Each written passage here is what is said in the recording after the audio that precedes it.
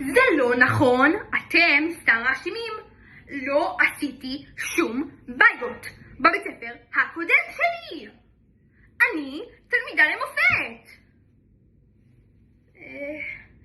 אוקיי, למופת זאת מילה גדולה. אני תלמידה טובה.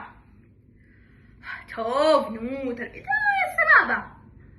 אוקיי, אני תלמידה גרועה. אם אצטט את המורה שלי, התלמידה הכי גרועה שהייתה לי בחיים. כל ההיא שניסתה להטיל את הטלפון במיקרו, בלה בלה בלה. אני רק מבקשת הזדמנות. אני מבטיחה לא לעשות יותר שטויות.